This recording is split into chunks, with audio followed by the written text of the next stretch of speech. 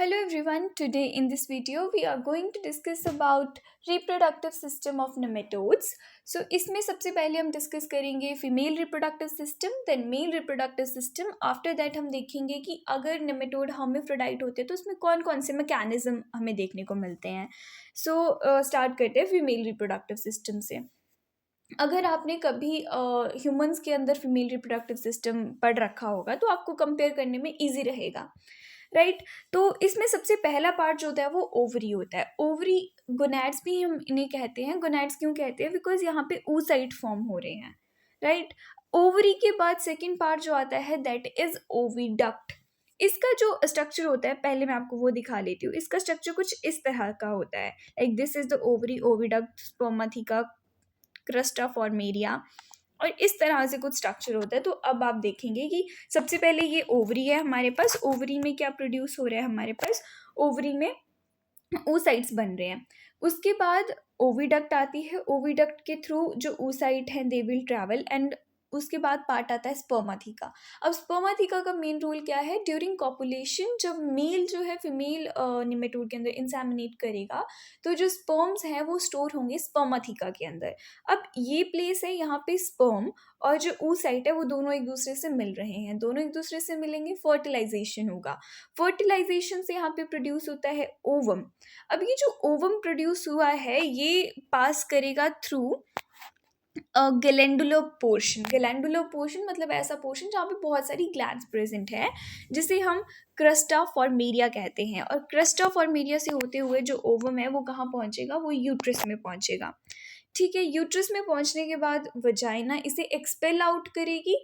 और वल्वा, अब वल्वा क्या है? Vulva is basically a slit like opening. एक ओपनिंग है जिसके थ्रू जो हमारा एग है वो बाहर निकल जाएगा निमेटोड से.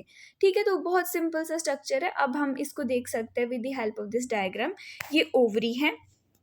ओवरी के बाद this is oviduct, right. Oviduct के बाद ये स्पर्मेटिका है. स्पर्मेटिका जहाँ पे स्पर्म स्टोर्ड हैं, दोनों यहाँ पे ओवम और स्पर्म मिलेंगे और फर्टिलाइजेशन होगी. इसके बाद ओवम फॉर्म होगा. ओवम क्रस्टा फॉर्मेरिया के थ्रू होते होते कहाँ जा रहा है? वो यूट्रस में जा रहा है. यूट्रस के बाद this is the tube like structure जो क्या है? वजाइना, जो बाहर को एक्सपेल करने में हेल्प कर रहा है, राइट. ये वजाइना जो एक्सपेल करने में हेल्प करेगा. और वल्वा ए स्लिट लाइक ओपनिंग है. तो बहुत ही सिंपल सा स्ट्रक्चर, बहुत ईजीएस्ट पार्ट है.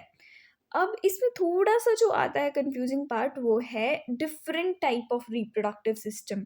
तो इसके लिए हम सबसे पहले देखते हैं कि जो गोनोडक्ट है, गोनोडक्ट मतलब जो ट्यूब है उसे हम गोनोडक्ट बोल रहे हैं. जो पूरा रिप्रोडक्टिव सिस्टम है उसके बेसिस पे हमने इसको दो में डिवाइड किया. अगर वो सिंगल गोनोडक्ट प्रेजेंट है तो उसे हम मोनोडेल्फिक बोलते हैं. अगर दो हैं तो उन्हें हम डाइडेल्फिक बोलते हैं. अब मोनोडेल्फिक डाइडेल्फिक का क्या मतलब है? अब देखो ये स्ट्रक्चर हम देख रहे हैं, ये तो इसमें क्या है कि एक ही इसमें ट्यूब लाइक स्ट्रक्चर प्रेजेंट है तो इसे हम मोनोडेल्फिक कह रहे हैं. यहाँ दो स्ट्रक्चर प्रेजेंट है तो इसे डाइडेल्फिक कहा जा रहा है. ठीक है, तो इसे डाइडेल्फिक कहते हैं, इसे मोनोडेल्फिक कहते हैं. तो अब जो हमारा मोनोडेल्फिक है, मोनोडेल्फिक जो है वो इंटीरियरली अगर उसमें ओपनिंग वो डायरेक्टेड है इंटीरियरली तो उसे प्रोडेल्फिक कहा जाएगा. अगर वो पोस्टीरियरली डायरेक्टेड है तो उसे ओपिस्थोडेल्फिक कहा जाएगा. इस डायग्राम में जो हमें दिखाया गया है दैट इज मोनोडेल्फिक प्रोडेल्फिक. प्रोडेल्फिक मतलब ये एंटीरियरली इसमें जो है ये एंटीरियरली डायरेक्टेड है. ओपिस्थोडेल्फिक में कहाँ पे होगा? पोस्टीरियरली होगा. तो दिस इज सिंपल. मोनोडेल्फिक में कोई बहुत ज़्यादा वो नहीं है. अब डाइडेल्फिक में थोड़ा कन्फ्यूजन होता है. डाइडेल्फिक डिफरेंट तरह के हो सकते हैं, एम्फीडेल्फिक, प्रोडेल्फिक, ओपिस्थोडेल्फिक. और प्रोडेल्फिक और ओपिस्थोडेल्फिक का तो I guess you know the meaning कि इसमें क्या है. ओपिस्थोडेल्फिक में दोनों की दोनों ओपनिंग पोस्टीरियरली है, प्रोडेल्फिक में एंटीरियरली है. अब एम्फीडेल्फिक में क्या है कि एक एंटीरियर है एक पोस्टीरियर है. तो किस तरह से? इसमें you can see this is diagram representing amphidelphic. एक पोस्टीरियरली है एक एंटीरियरली है. और जो हमारी वजाइना है इसमें वजाइना प्रेजेंट है middle of the body, right. और दिस इज डाइडेल्फिक प्रोडेल्फिक. प्रोडेल्फिक का मतलब कहाँ पे है, एंटीरियरली है, अगर पोस्टीरियरली होती then it will be opisthodelphic. So these are the base different type of reproductive systems और modification of reproductive system in nematodes, right. तो ये था फीमेल रिप्रोडक्टिव सिस्टम. इसके बाद दूसरा है मेल रिप्रोडक्टिव सिस्टम. अब जो मेल रिप्रोडक्टिव सिस्टम है, फर्स्ट ऑफ ऑल जो मेल में होता है वो सिंगल जेनाइटल ट्रैक होता है, जिसे मोनोआर्की कहते हैं. कुछ में दो प्रेजेंट हो सकते हैं. तो अगर ऐसी कंडीशन है किसी नेमेटोड में जिसमें दो जेनाइटल ट्रैक प्रेजेंट है तो उसे डायऑर्की कहा जाएगा. ये काफ़ी रेयर होता है. अब let's discuss the different parts. तो इसमें सबसे पहला जो है वो टेस्टिस है. जैसे फीमेल में क्या था, फीमेल में ओवरी था. दोनों को कंपेयर करेंगे, it will be easy to remember for to us. तो उसमें जो थे वो ओवा बन रहे थे. इसमें क्या बन रहे हैं, इसमें स्पर्म्स बनते हैं. फिर टेस्टिस के बाद आता है सेमिनल वेसिकल. सेमिनल वेसिकल में टेम्परेरी स्टोरेज ऑफ स्पर्म होता है. लाइक स्पर्म बन गए हैं, अब सीधा थोड़ा ना इंसेमिनेट हो जाता है, कुछ टाइम के लिए दे विल बी स्टोर्ड. उसके बाद पार्ट आता है vast difference. Vast difference basically seminal vesicle को क्लोका के साथ जोड़ने का काम करता है. अब क्लोका और क्लोकल अपर्चर, जैसे उसमें क्या था, वल्वा एंड वेजाइना, तो ये भी उसी तरह से कंपैरेटिव है. ये समझ लो cloacal aperture is like vulva कि जस्ट ओपनिंग है, और क्लोका जो कि पूरी ट्यूब है उसे बोलेंगे. अब जो क्लोका होता है, क्लोका के अंदर स्पिक्यूल प्रेजेंट होते हैं. एक पाउच लाइक स्ट्रक्चर होता है जिसके अंदर स्पिक्यूल प्रेजेंट होंगे. अब ये जो स्पिक्यूल हैं यही हेल्प करेंगे इंसेमिनेट करने में. ठीक है, तो बेसिकली 5 ही पार्ट है: testis, seminal vesicle, vast difference, cloaca, cloacal aperture. अब बेसिकली मेल रिप्रोडक्टिव सिस्टम में कंफ्यूजन होता है 2 से 3 नामों में. एक ये क्लोकल अपर्चर, स्पिक्यूल, गुबर्निकुलम, बर्सा, ये डिफरेंट काफ़ी कंफ्यूजिंग नाम लगते हैं कि सबके क्या क्या रोल है. तो सबसे पहले स्पिक्यूल का काम जान. अब स्पिक्यूल बेसिकली एक ऑर्गन है जो कि हेल्प कर रहा है किसमें, वो इंसेमिनेशन में हेल्प कर रहा है, right. It will help in insemination. Second जो ऑर्गन आता है हमारे पास वो कौन सा आता है, वो आता है गुबर्निकुलम. अब गुबर्निकुलम का बेसिकली काम क्या होता है, गुबर्निकुलम का काम है ये गाइड करता है. जी से गाइड, जी से गुबर्निकुलम, ये गाइड करता है स्पिक्यूल की मूवमेंट को कि वो किस तरह से मूव करेगा. Third organ is bursa. Bursa basically क्या करता है, ये हेल्प करता है फीमेल को क्लैस्प करने में, फीमेल को पकड़ने में ड्यूरिंग द मेटिंग. और ये जो तीनों ऑर्गन होते हैं हमारे पास, स्पिक्यूल, बर्सा और गुबर्निकुलम, ये बेसिकली सेकेंडरी सेक्सुअल ऑर्गन होते हैं.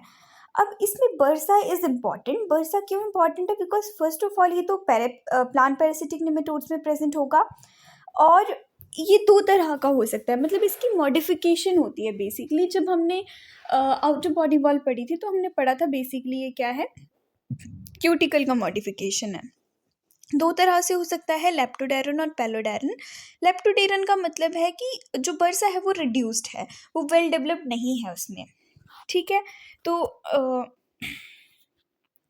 ये रिड्यूस्ड होता है, वेल डेवलप्ड नहीं होता है. तो इसमें आप देखोगे डायग्राम में, यू कैन ईजिली सी कि ये सिर्फ इतना सा पोर्शन कवर कर रहा है यहाँ पे, राइट. ये सिर्फ इतना सा पोर्शन जो है कवर कर पा रहा है. पेलोडेरन में मतलब ये पूरी की पूरी बॉडी में है, ये रिड्यूस नहीं है. लेप्टोडेरन में सिंपल सी बात याद रखो कि बर्सा जो है वो थोड़ा सा रिड्यूस्ड होता है, पेलोडेरन में नीचे तक होता है, राइट. सो ये इंपॉर्टेंट पार्ट्स थे हमारे पास मेल रिप्रोडक्टिव सिस्टम के. यहाँ पे डायग्राम में रिप्रेजेंट किया गया है. सबसे ऊपर टेस्टिस है, ये वेस्ट डिफरेंस है. This is cloaca, this is spicule. Spicule क्या था, बेसिकली इट इज़ ऑर्गन जो इंसेमिनेट कर रहा था.